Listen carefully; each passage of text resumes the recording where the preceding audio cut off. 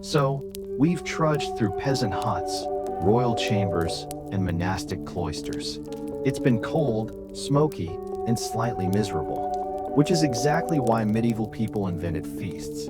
Because when your daily bread is literally filled with grit, and your roof lets in half the weather, sometimes the only cure is a party. Winter, for all its bleakness, was also the season of festivals, and not small ones. We're talking multi-day affairs where peasants, lords, and even monks hit pause on the misery of life. The most obvious was, of course, Christmas. But medieval Christmas was not the quiet, cozy candlelit event you might imagine. It was loud, it was rowdy, and it went on for 12 whole days. That's right, the famous 12 Days of Christmas wasn't just a carol. It was real. From Christmas Day to Twelfth Night, in early January, medieval communities threw themselves into feasting. Lords were expected to provide food and drink for their households, sometimes even for the whole village. Peasants got rare luxuries, roasted meats, spiced pies, maybe even ale that wasn't watered down. Think of it as their yearly bonus. Only instead of cash, it was extra calories and a slightly higher chance of gout. The food itself was extravagant, at least for the wealthy. Roasted boars' heads, swans, peacocks. Yes, peacocks. Often served with their feathers reattached for decoration, because nothing says fine dining like pretending your meal might fly off the table. Spices were the real luxury, though. Cinnamon, cloves, ginger. Imported at great expense, these turned simple stews into status symbols. For peasants, spices were rare, but on feast days, they might get a taste. Tiny reminders that the world was bigger than their village. Drinking was essential. Ale, wine, mead, and not sipped politely, but consumed in generous, often reckless amounts. Winter festivals blurred the line between celebration and chaos. Lords indulged, peasants let loose. Even monasteries bent the rules. Because when it's dark 16 hours a day, what else are you going to do? Entertainment filled the gap between meals. Music, dancing, plays. Minstrels wandered from hall to hall, trading songs for food. Mummers performed comic skits, often in masks. And then there were the games, dice, board games, and sometimes just good old-fashioned roughhousing. It was noisy, messy, and decidedly unholy, which is why the church often frowned upon it. But the church also joined in its own way. Certain feast days were officially sanctioned. Epiphany, Candlemas, even the Feast of Fools. And this is where things got particularly strange.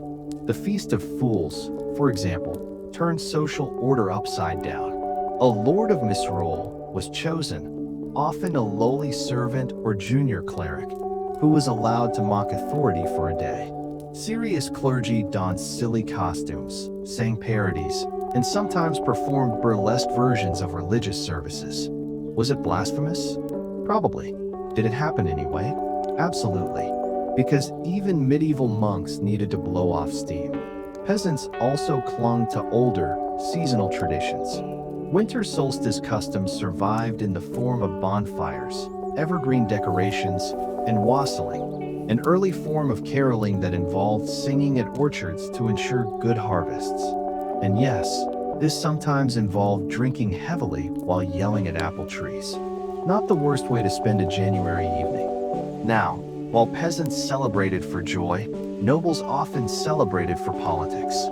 Feasts were displays of wealth and generosity. A lord who threw lavish banquets gained prestige. One who skimped risked looking weak or miserly. Chronicles describe kings bankrupting themselves on Christmas feasts because God forbid anyone think the royal pantry was bare. It was the medieval version of keeping up with the Joneses, except instead of new cars, it was an extra dozen roasted stags. One famous example is Edward III of England, who once hosted a Christmas feast so massive it included 28 oxen, 300 sheep, and endless poultry. The sheer scale was a flex, proof of abundance in the dead of winter. Meanwhile, peasants outside the hall were still chewing on gritty bread. Nothing like the smell of someone else's roast goose to remind you of your place in society. But peasants weren't entirely left out. Lords were expected to share, at least symbolically. Almsgiving was common: bread, ale, or meat distributed at the castle gates. The poorest might finally taste meat once a year. It wasn't equality, but it was something, and it kept resentment at bay, at least temporarily. Of course, not every winter festivity was wholesome. Carnival, celebrated before Lent, was notorious for its chaos. Masked revelry, drunken parades, role reversals. Peasants mocking lords, servants mocking masters. It was tolerated because it was temporary, a pressure valve for society. Everyone knew the world would snap back to order the next morning. But for one wild night, rules bent. Even royalty played along. Henry VIII adored Christmas revelry, throwing masks and dances. He even disguised himself at parties to surprise courtiers, which must have been awkward when the king waddled in dressed as a shepherd. The Tudors were not subtle, but they were festive. And then there were the little traditions. Yule logs, burned slowly through the season.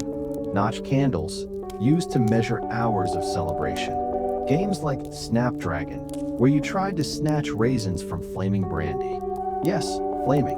Nothing says cozy medieval fun like setting dessert on fire. But underneath the merriment, the purpose of winter festivals was survival. They lifted spirits. They broke the monotony. They reminded people that life had meaning beyond hunger and cold. Feasts were a collective: we made it this far. Let's keep going. It's worth noting, though, that not everyone was enthusiastic. Preachers often railed against excess. They warned that dancing led to sin, that drinking led to ruin. Which, to be fair, it often did. But the people kept celebrating anyway. Because when the alternative was sitting in a dark hut listening to your teeth chatter, a little sin was worth it. Winter festivals were not just about indulgence. They were about defiance. Against hunger, against darkness, against despair.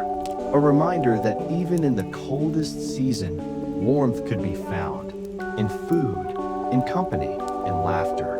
Let's drift onward now, from the noisy feasting halls back into the quieter corners of the medieval world. Because winter didn't just test bodies, it tested faith.